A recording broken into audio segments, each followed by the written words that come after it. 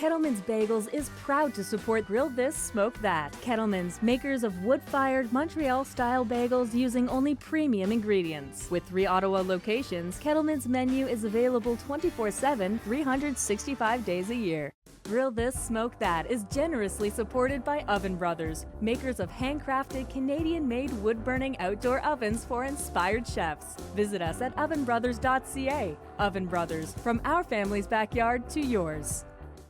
Grill This, Smoke That is brought to you by Furtado Farms. For all your outdoor cooking needs, they're your premium source for cookwood. Whether it's pellets, chips, chunks, or logs, they've got you covered. Visit furtadofarms.ca for more info. Hi, I'm Steph Legari, also known as Steph the Grilling Gourmet. On today's episode of Grill This, Smoke That, we're going to be featuring the wonderful dishes of New Brunswick with our very special guest Paula Roy, who's a food editor for Ottawa at Home magazine. According to the license plate, it's Picture Province Day on Grill This, Smoke That.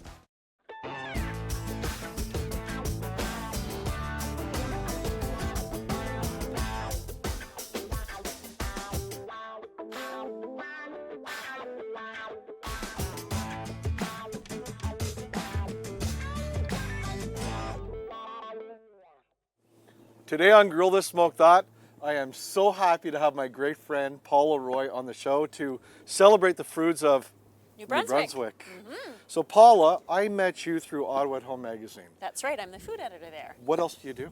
I host a show on Rogers called Paula Roy's Favorite Foods, and I'm a recipe developer at constantlycooking.com. So we're all part of the Rogers family. That's right. Very cool. And you are, through my experience, probably the queen of preserves and pickles, and you really love extending the summer season. That's right. I joke that I will basically pickle anything that's not nailed down, and I've done fruits, vegetables, all kinds of things, meat, and it's just fun to figure out the possibilities to enjoy those fresh flavors for a lot longer. Because in New Brunswick, we know that the winters are pretty long and hard. I lived there for 1 year, and it was cold, it was damp, and I thought, where's all that beautiful produce that I was seeing in the summer and fall? So that kind of helped to inspire my journey to learn more about how to capture those flavors. So extend those beautiful summer flavors in the middle of the deadest winter. That's right. Today we're going to do something really special, and it's a grilled corn pickle. And it's a pickle that doesn't require canning, so it's a simplistic pickle to do. That's right. We call those quick pickles because you don't have to do the hot water bath and boil it for a certain amount of time to seal it, so it can be in that cold cellar for 6 months or a year. A quick pickle, you put the brine over the whatever's being pickled, let it cool at room temperature, and then goes in the fridge, and it's good for a month or 2. Awesome. Well, I do believe that the first part of this wonderful recipe is going to the grill and finding some grilled corn. Excellent. All right, let's go to the grill. Okay. So the grill is set up very hot, very, very hot. And we're going to have some slight caramelization. And what I'm looking for, because we're doing a really good pickle, is both really heavily charred kernels and also some lighter kernels so that it doesn't go all black and it won't be pretty. So a little bit of both goes a long way. So let's go back and work on the corn. Well, the corn is roasted up. I'm going to take the kernels off the cob, but Paula's going to explain to us how the brine is made. So this is a really simple brine, and you can adjust it based on your preferences. I like things pretty tart, so I've got a little bit more vinegar than water in here. Right. And we're going to put that in the saucepan, and there's 2 reasons for heating the brine. One is that it starts the pickling process faster, and 2, it also helps you dissolve the salt and the sugar. So we're going to put in a bit of both of those into our pot. And then I like to keep the seasonings pretty simple, so we're going to add some pepper. And then after you're done with the corn, we'll talk about the other seasonings that are going to go in there. And I'm just going to stir this to help the salt and sugar dissolve. Perfect. So anyways, we're essentially just taking the cob and the kernels and removing it. Now, what if I'm a bit nervous about my knife skills? Is there any other way to get those kernels off? Well, you should know because you brought me this handy dandy little tool, and thank you for My mentioning corn it. stripper. It's a corn stripper, so essentially you're doing the exact same thing. You're going to lay the cob directly on the board, and you're just going to run it across. In case you don't want to operate one of these bad boys, you've got something that's a lot more convenient. Well, not more convenient, but a lot safer for a lot of people that don't want to handle the knife. And you just basically take the corn and you take it right off the cob. Very cool little tool. I didn't know this existed until Paula came over this morning and showed me this cool tool. So we're going to take all of this corn. And you want to kind of break it up so it's in smaller pieces. It doesn't have to be individual kernels, but Right. it looks prettier if it's smaller pieces. Right. So again, all of the corn goes in, and we're going to add a few more items to that wonderful pickle, namely some onion. And I really like using shallots like you've got there. They have a milder flavor, and the little pretty pink hue on the outside is great. So we're going to chop that up.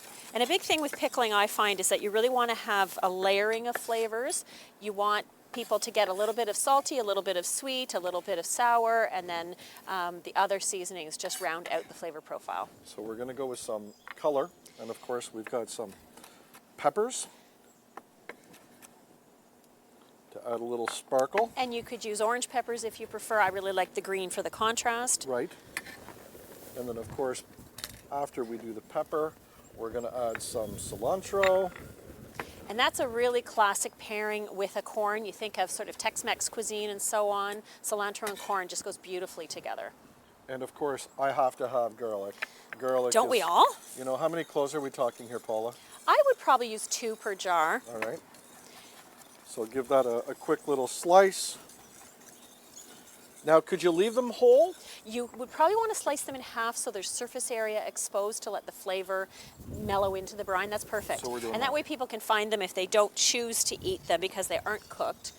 They could get around them. Okay. These bad boys. Okay, so there's a couple of things here. You can put in some of the seeds if you like things that are hot and spicy, and that's great if you know who's going to be eating it. If you don't, then you want to get the seeds out, and that's right. That's my favorite trick, is just to cut away from the core where the seeds are, and then you're not picking them out, because if you make a mistake and run your finger along the pepper and try and pick the seeds out with your finger, the oil is going to be under your fingernail for about 86 hours. And that's not pleasant. It's not when you rub your eye or something. I've done it so many times, I just can't believe I can't learn that one. So we're going to chop this up to it. How would you like it? A medium. Medium dice? Yeah.